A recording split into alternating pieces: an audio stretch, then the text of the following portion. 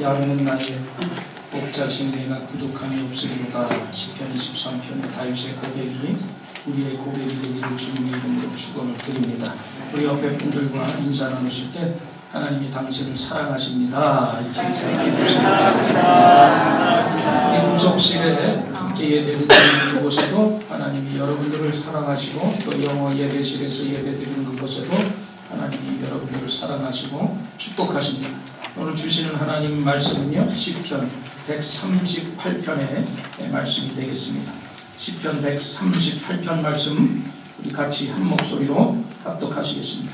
내가 전심으로 주께 감사하며 신들 앞에서 주께 찬송하리이다. 내가 주의 성전을 향하여 예배하며 주의 인자하심과 성실하심으로 말미암아 주의 이름에 내가 강구하는 그렇게 하셨습니다. 내가 강구한 날에 주께서 응답하시고 내 영혼에 힘을 주어 나를 강하게 하셨나이다. 야훼여, 세상의 모든 왕들이 주께 감사할 것은 그들이 주의 입에 열심히 그들이 야훼의 도를 노래할 것은 야훼의 영광이 크심이니이다. 야훼께서는 높이 계셔도 낮은 자를 보고 살피시며 멀리서도 교만한 자를 아시니이다.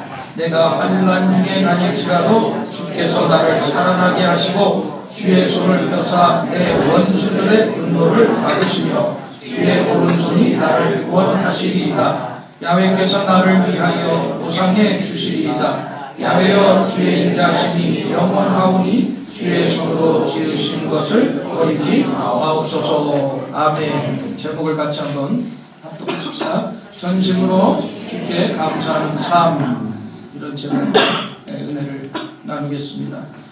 우리는 오늘은 한국에서 2대 명절 중에 하나인 추석입니다. 금년에는 또 이렇게 일치가 됐어요. 추석하고 또 주일하고 겹쳐지는 특별한 날인데, 우리가 호주에서 살기 때문에 뭐 명절에 대한 것을 잘 실감하지는 못할지 모르지만 정말 한국에서는 큰 최대 명절 중에 하나입니다. 그래서 뿔뿔이 흩어졌던 가족들이 한자리에 모일 수 있는 날이 바로 이 명절날입니다.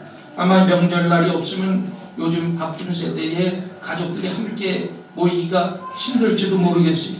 그래서 이 명절 때 각지에서 흩어졌던 사람들이 모여서 함께 모이고 한 해에 수확하고, 또 우리가 농사를 짓지 않아서 열매는 없지만 한 해를 돌이키면서 감사하는 날이 바로 이 추석이라는 명절입니다. 근데 요즘은 세태가 바뀌어서 이 사람들이 잘 가족에도 모이지 않는다고 그러더라고요. 그래서 성묘도 보니까 오늘 아침에 기사를 봤더니 스마트폰을 가지고 성묘를 드리더라고요. 참.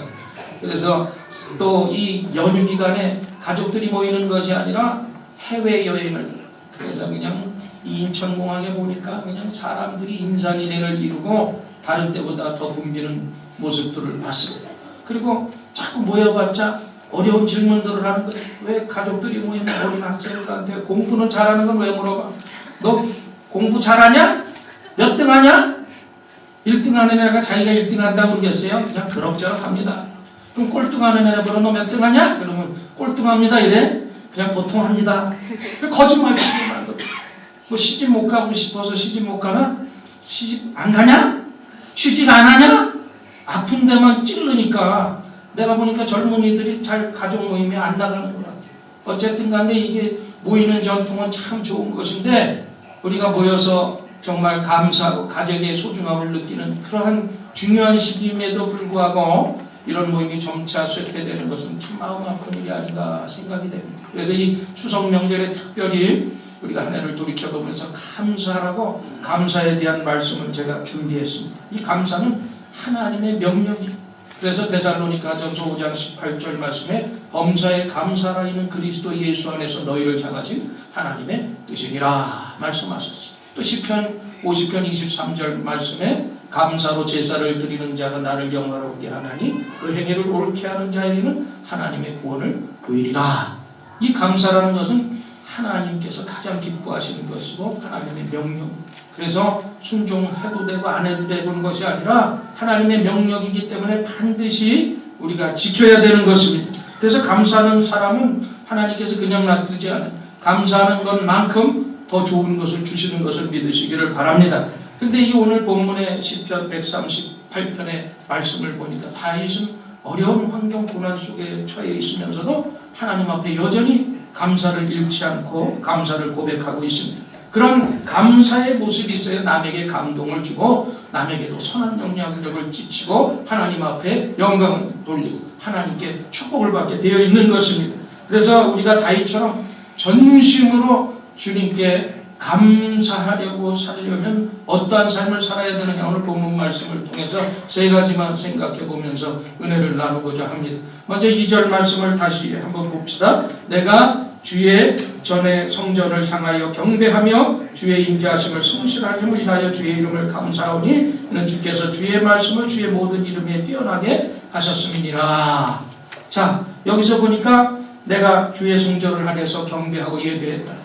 바로 우리가 감사하는 삶을 살기 위해서는 주님의 성전에 나와서 예배하는 삶을 살아야 되는 거고, 예배 중심의 삶을 살아야 되는 것입니다. 예배라는 것은 뭐예요? 내가 내 마음에 하나님의 중심 또 모시고 내가 하나님의 이름에 감사하는 것입니다. 그러므로 우리가 하나님 앞에 마음을 오픈하는 것이 예배인 것입니다. 우리가 같은 설교를 듣더라도, 아무리 좋은 설교를 듣더라도 여러분의 심령의 문이 닫혀 있으면 우리가 은혜가 될 수가 없어요. 우리가 말을 물가까지 억지로 끌고 갈 수는 있지만 말을 억지로 물을 먹일 수 없다는 속담처럼 아무리 좋은 설교들을 제가 준비하고 여러분들의 먹여도 여러분들의 심령의 문이 닫혀지면 은혜를 받을 수가 없는 거예요. 저는 주일이 끝나면 또 해방이 아니야. 또 새벽에 시편 말씀을 전하는데 또 무슨 말씀을 할까? 또 화요일 무슨 말씀을, 또 수요일 새벽에 하면 또 저녁에 수요 기도했던 또 무슨 기도를 할까? 뭐 이렇게 되면 어느새 주일이 돼. 그래서 여러분들에게 맛있는 말씀을 준비하려고 준비하는 거, 이거 참 중요한 일이에요. 그런데 그거보다 더 중요한 것은 여러분들이 그 말씀을 어떻게 받아들이고 어떻게 열린 귀로 열린 마음으로 받아들이느냐에 따라서 은혜가 결정된다는 사실인 것입니다. 여러분, 이 32,500가지 하나님의 약속의 레시피를 가지고 저는 여러분들에게 맛있는 요리를 하려고 매일 준비하고 있어요. 그렇죠? 주부들 아침 먹으면 점심 뭐 먹지 걱정하고, 점심 먹으면 저녁 때 뭐 먹지 걱정하는 것과 마찬가지로 이렇게 말씀을 집중해서 준비하지만 여러분들이 마음이 열려지지 않으면 은혜를 받을 수가 없는 것입니다. 여러분, 그래서 우리가 사람에게 가장 말씀과 찬양이 넘칠 때가 언제냐? 바로 예배의 자리에, 교회 나와서 예배할 때인 것입니다. 그래서 예배라는 것은 우리가 하나님 앞에 최고의 감사의 표현을 하는 삶이 바로 예배인 것입니다. 그러므로 우리가 하나님 앞에 나와서 예배하기를 늘 힘써야 되는 것입니다. 사람과 사람과의 관계에서도 중요한 것이 있어요. 바로 마음의 주고받음입니다. 아무리 가까운 사람일지라도 마음의 주고받음이 없다면 남남이나 마찬가지예요.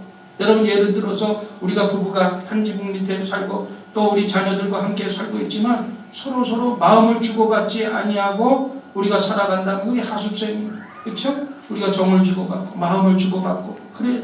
하나님과의 인간 사이의 관계도 마찬가지입니다. 우리가 신앙을 여러 가지로 정의할 수 있겠지만 간단히 표현하면 하나님과의 우리가 마음을 주고받는 이것이 바로 예배인 것입니다. 또 예배도 마찬가지예요. 또 우리가 하나님의 말씀을 통해서 하나님 앞에 은혜를 받고 사랑을 받았으면 그 하나님 앞에 우리가 뭘 해야 돼요? 우리 감사를 드려야 돼. 찬양을 드려야 되는 것입니다. 그래서 하나님의 마음을 받고 나의 마음을 하나님 앞에 드리고 마음에 주고받는 것이 바로 참 예배인 것입니다. 여러분, 우리가 부모님들을 모시고 사는 사람들이 있고 또 부모님과 떨어져 사는 사람도 있을 것입니다. 근데 부모에게 제일 효도하는 것이 뭐냐? 여러분, 선물 드리고 용돈 드리고 맛있는 음식 사드리는 거, 그것도 중요하지만 부모님께서 원하는 것은 진짜로는 자주 부모님을 찾아뵙는 거예요. 그래서 부모님과 함께 하는 것을 부모들은 좋아합니다.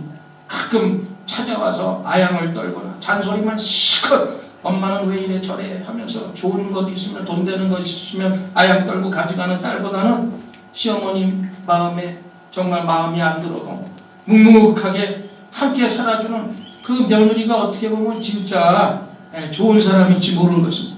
우리가 하나님의 일을 많이 하는 것도 중요해요. 그러나 더 중요한 것은 하나님은 하나님과 함께 하고 싶어 하신다는 사실인 것입니다. 그래서 우리가 교회에 나와서 여러분 봉사하는 거 좋아요. 제가 가끔 보면 우리 여성교회에서 맛있는 음식을 준비하려고 분주해. 그래서 막 자꾸 들락달락 하는 거. 국이 쫄을까 밥이 탈까. 그 마음은 이쁜데 여러분 예배에 집중을 해야 돼. 예배가. 우리가 왜 예수님께서 마르다보다 마리아를 칭찬하셨습니까? 마르다는 분주하게 손님 대접하려고 주방에서 바빠. 마리아는 그러나 어떻게 보면 세상 사람 저 싸가지 없는 것 일도 안 하고 저기서 왜 앉아있어 이럴지 모르지만 말씀에 집중하고 예배에 집중했기 때문에 예수님께서 마리아를 칭찬하신 것입니다. 여러분 우리가 교회에 나와서 예배 드리는 것은 교회의 여러 가지 사명 가운데 가장 중요한 목적이 바로 예배 드리는. 그래서 여러분 예배에 목숨을 것이 예배 자체가 가장 기뻐하는 일. 그래서 예배를 통해서 많은 축복이 우리에게 쏟아 부어지는 것입니다. 그래서 여러분 우리가 마침 내일 캔버라 데이에서 여러 가지 사정으로 외부로 다 나가시는데 난 나가는 거 뭐라고 안 그래요. 좋은 기회니까 가서 가족끼리 좋은 시간 갖는 거 뭐라고 그러겠어요. 그건 좋은 일이지. 그러나 어딜 가더라도 예배를 여러분들이 등한히 하지 마. 예배를 잘 지키고 예배를 잘 드리는 여러분 되시라는 말씀인 것입니다. 여러분 몇 해 전에 한 4, 5년 됐죠. 우리가 이 장소에서 이용규 선교사를 여기서 초대해서 이용규 선교사가 지금 인도네시아에 가서 활동을 하고 있는데 그 사람 책 중에 내려놓음이라는 책을 제가 읽어봤는데 거기에 나오는 내용 중에 하나인데요. 몽골의 어느 교회에 가서 이용규 선교사가 예배를 드리고 있는데 어떤 자매가 막 땀이 뒤범벅이 되어서 교회를 쫓아 들어왔습니다. 그래서 교회 예배 시간이 임박하니까 뛰어들어와서 예배를 드리고 이제 왜 그렇게 땀을 흘리고 들어왔나 알아봤더니 이 자매가 자기가 집에 있던 소가 집을 나간 거예요. 가출을 한 거예요. 그래서 그 소를 찾기 위해서 막 들판을 헤매다가 예배 시간이 되니까 소 찾는 것을 포기하고 예배 시간을 교회로 달려들어오는. 근데 무슨 소 한 마리가 그러겠냐? 그곳에 몽골의 소는요, 그 1년치 월급이 해당되는 것이고 그 재산의 모든 것이 될 수 있는 그런 가치 있는 것, 그런 걸 잃어버렸는데 그것을 찾다가 보니까 예배 시간이 되어서 그거는 소를 포기하고 믿은 지 몇 개월밖에 안 되는 그런 젊은 자매가 교회를 와서 하나님 앞에 예배를 드렸다는 거예요. 근데 예배를 마치고 나갔는데 놀라운 일이 발생했어요. 오늘 집 나간 그 소가 교회 앞에 와 있었다는 거야. 그러니까 이 자매는 예배의 기쁨도 잃어버리지 않냐. 잃어버렸던 소를 찾았기 때문에 더 기쁨이 충만했던 것입니다. 우리가 이렇게 예배 중심의 삶을 살아갈 때 하나님께서는 거저없이 반드시 복 주시고 복을 주시는 것을 믿으시기를 바랍니다. 그래서 여러분 어떠한 것보다도 예배의 성공자들 되시고 예배의 삶에 최선을 다하는, 그래서 여러분들이 삶에 감사가 넘치는 그런 축복된 삶을 살아가게 되시기를 주님의 이름으로 축원을 드립니다. 그 다음에 두 번째, 전심으로 하나님 앞에 감사하는 삶을 살기 위해서는 어떤 삶이 돼야 돼요? 자, 간절히 기도하는 삶이 돼야 돼요. 3절 말씀 같이 읽어보십시다. 내가 간구하는 날에 주께서 응답하시고 내 영혼에 힘을 주어 나를 강하게 하셨나이다. 우리가 진실하게 하나님 앞에 기도할 때 그 기도가 응답되면서 우리의 영혼에 격려를 받게 돼요. 그래서 흔들리지 않는 강한 영혼으로 하나님께서 우리를 튼튼히 세워주시는 것을 믿으시기 바랍니다. 그래서 우리가 기도하면 요한 3서 2절의 말씀처럼 영혼이 잘 되고 범사가 잘 되고 강건한 축복을 받게 되어 있습니다. 그래서 우리가 기도하는 거예요. 기도는 세상을 움직이는 전능하신 그 하나님의 손을 움직일 수 있는 방법이 기도하는 방법입니다. 그러므로 기도만큼 성도를 능력 있게 만드는 것이 없어요. 그래서 기도는 하나님을 믿는 뚜렷한 증거인 거예요. 그래서 기도 외에 하나님을 움직일 수 있는 능력이 없습니다. 기도는 영혼의 언어이고 영혼의 신경이에요. 기도가 없으면 우리의 신앙이 자랄 수가 없습니다. 그래서 가장 아름다운 영혼은 기도하는 영혼이고 기도는 영혼의 양식입니다. 기도는 응답이에요. 기도하면 놀라운 일이 벌어집니다. 기도하면 세상을 변화시키고 우리의 엉클어졌던 사태를 역전시켜주는 것은, 문제가 생기면 여러분 문제 때문에 염려하고 고통하고 생각만 하지 말고 그 시간에 하나님 앞에 엎드려서 기도하면 하나님께서 지혜를 주십니다. 그래서 모든 문제가 해결돼요. 문제를 극복할 수 있는 지혜와 통찰력을 우리에게 허락해 주시는 것입니다.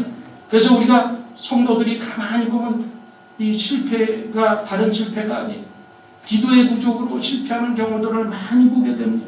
기도 없이 우리가 결정하고, 기도 없이 시도하고, 기도 없이 출전하고, 기도 없이 실망하고, 기도 없이 불평하고, 불부다고, 기도 없이 원망하고, 기도 없이 좌절하기 때문에 가장 큰 문제는 다른 것이 아니에요. 여러분들이 뭐 열심히 일하면서 그런 게 아니라 기도가 부족하기 때문에 문제가 생깁니다. 그래서 부족 중에 가장 심각한 부족은 기도의 부족인 것을 알고 우리가 늘 하나님이 주신 기도의 양을 채우기 위해서 기도하는 자 되시기를 주님의 이름으로 축원을 드립니다. 우리가 기도하면요 어떤 여건에서든지 얼마든지 성공할 수가 있어요.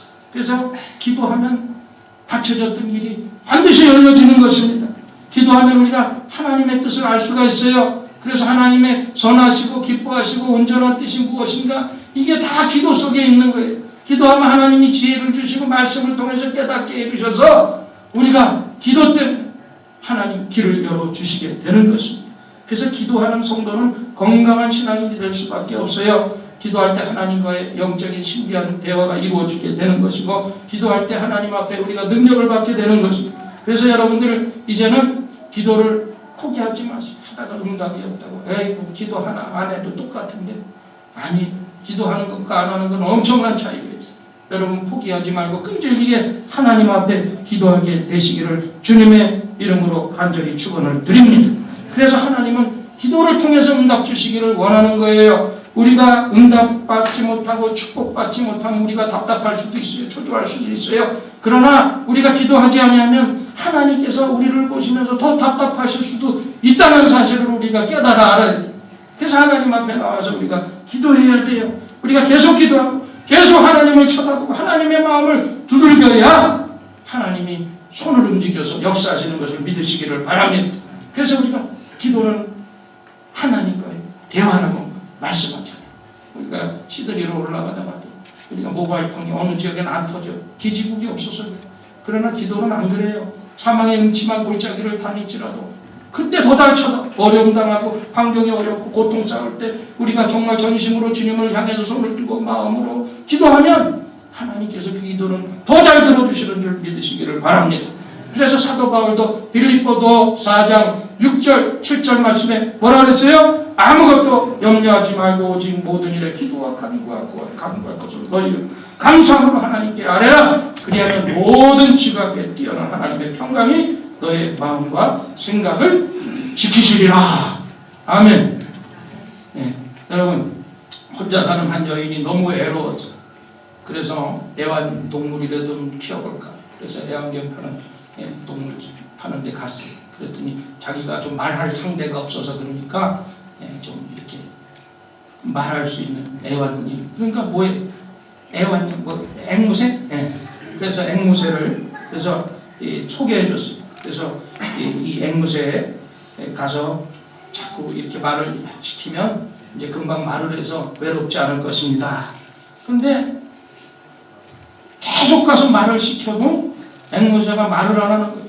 그래서 그 애완견씨한테 전화를 해갖고 앵무새가 말이 없는데 이거 왜 그런 겁니까? 그러니까 앵무새가 거울을 좋아하니까 혹시 조그만 거울 3장에다 이렇게 자기 얼굴을 보면서 기뻐할 것입니다. 그럼 행복해지면 말문이 터지겠죠.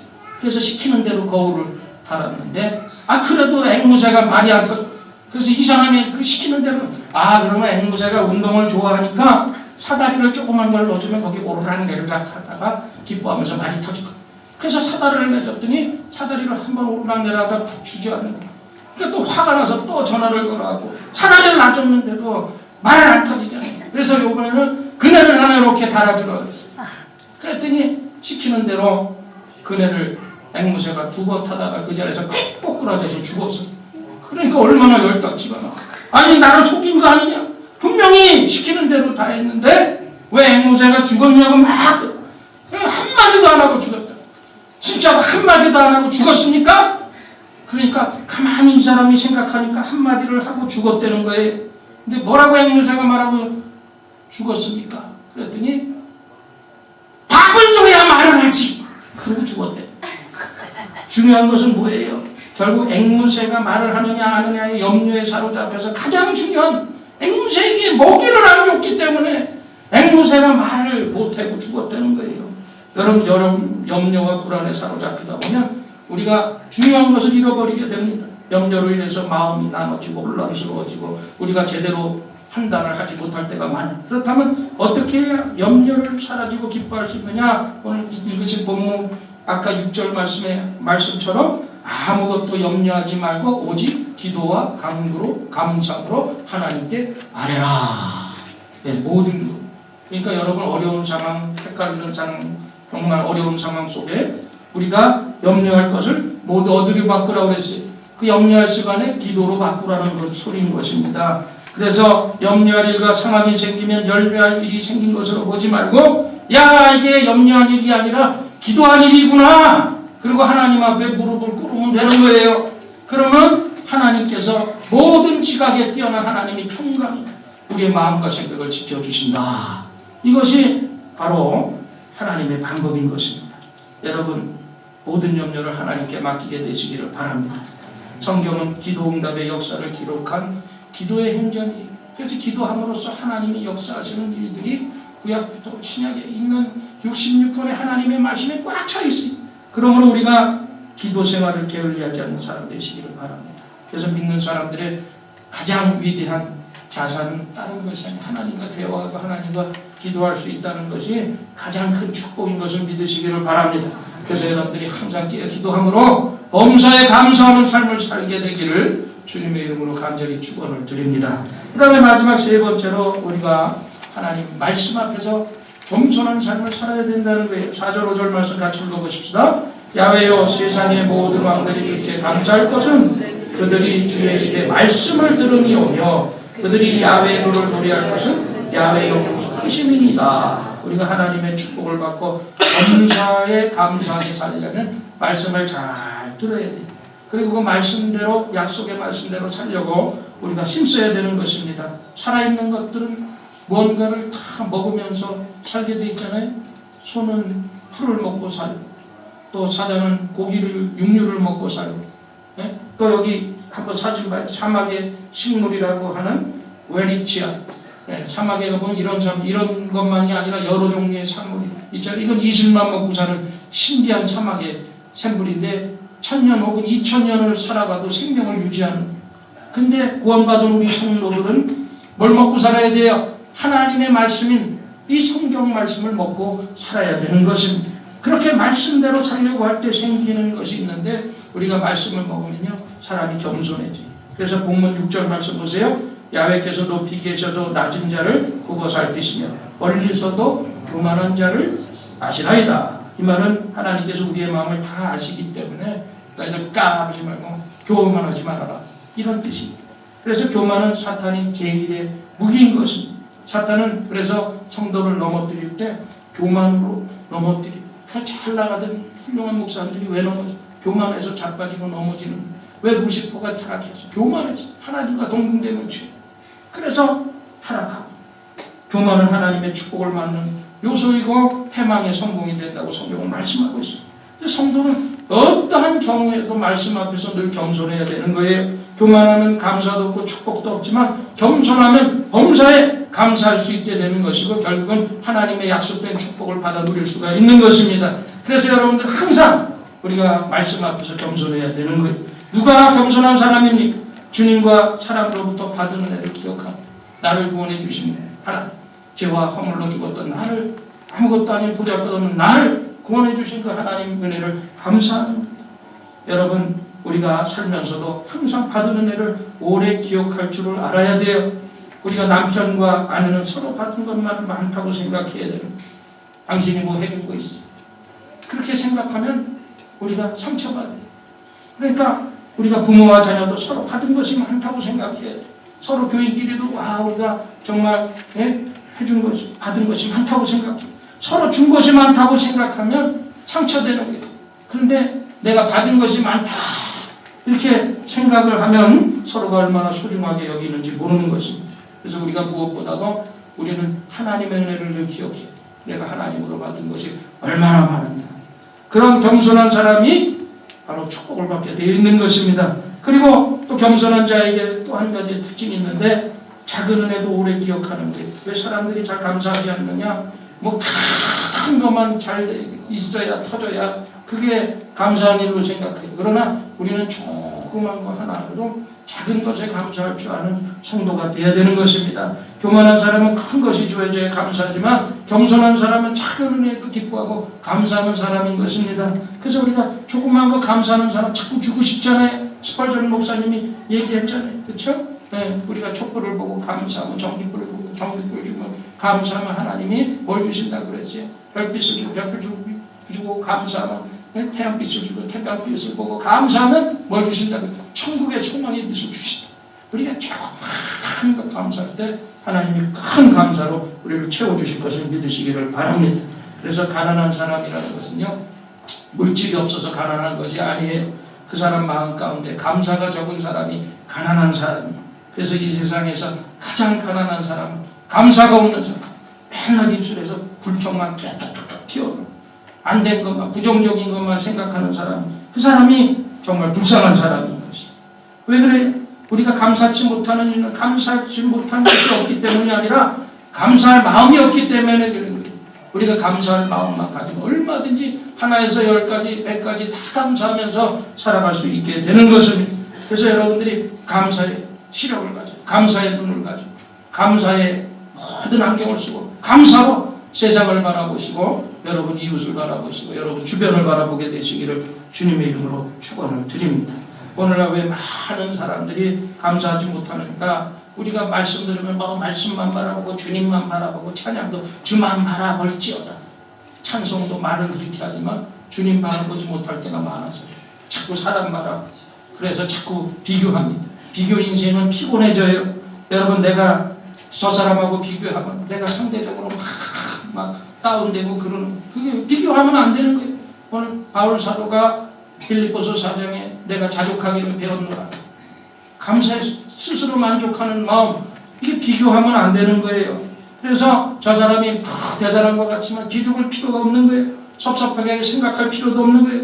내가 가지고 있는 것을 자긍심을 가지고 여러분들이 자부심을 가지고 살아가게 되시기를 주님의 이름으로 축원을 드립니다. 그래서 그런 자긍심만 가지면 현재의 여건에서도 우리는 얼마든지 복된 삶을 살 수가 있습니다. 그래서 여러분 뭐든지 다 잘할 필요 없어.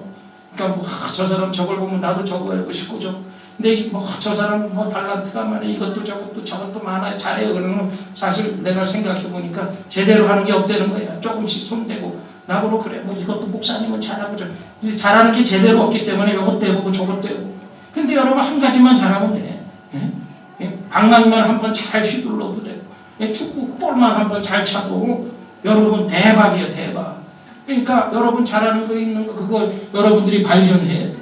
여러분 저 사람 가졌다. 나 저거 못 가졌다. 비교의식에 여러분 열등의식에 빠질 필요가 절대로 없는 것입니다. 그래서 사람이 불행을 느끼는 가장 중요한 이유 중에 하나는 자기의 소중한 가치를 너무 모르기 때문에 여러분 하나님께서 저마다의 큰 자를 주시고 달란트를 주시고 여러분들은 남들이 갖지 못한 어떤 것을 여러분들에게 분명히 있어. 그것을 여러분들이 발견 그것을 개발시키고 그것을 위해서 여러분들이 하나님 영광을 위해서 쓰여지면 그것처럼 복된 일이 없는 것입니다. 그래서 자기 존재의 의미를 깨닫고 여러분들이 최선을 다하면 감사하며 살아가게 되시길 주님의 이름으로 축원을 드립니다. 그렇게 되면 오늘 7절 말씀 하나님 공짜가 없어. 자 7절 말씀 뭐라 그랬어요? 내가 환난 중에 다닐지라도 주께서 나를 살아나게 하시고 주의 손을 펴사 내 원수들의 분노를 막으시며 주의 오른손을 나를 구원하시리이다. 여기서 오른손 바로 능력의 손이죠. 주님의 구원의 손을 하나님은 능력의 손으로 다윗을 구원하신 것처럼 우리도 구원하시는 거예요. 혹시 우리가 7번 넘어져도 8번 일으켜주시는 그 하나님의 능력의 손을 여러분 의지하며 살아가게 되시기를 바랍니다. 그러므로 어려워도 낙심하지 말고 어려움은 오히려 하나님의 손길을 경험할 수 있는 좋은 기회다. 그런 믿음을 가지고 하나님 앞에 부르짖으면 하나님의 그 능력의 오른손으로 우리를 붙잡아 일으켜 주시게 되는 줄 믿습니다. 그러므로 여러분 어떠한 상황 가운데서도 감사하게 되시.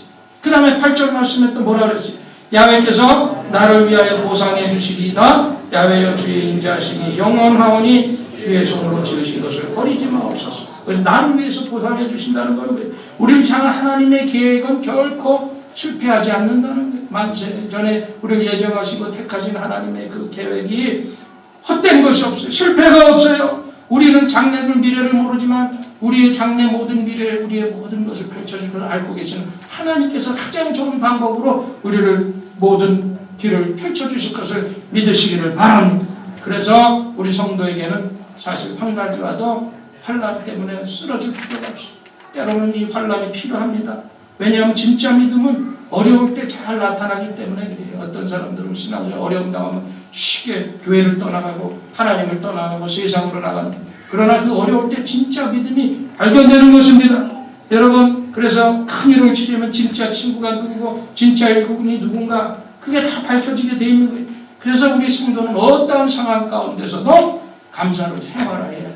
감사를 체질화하는 그런 신앙인이 되어야 될 줄 믿습니다.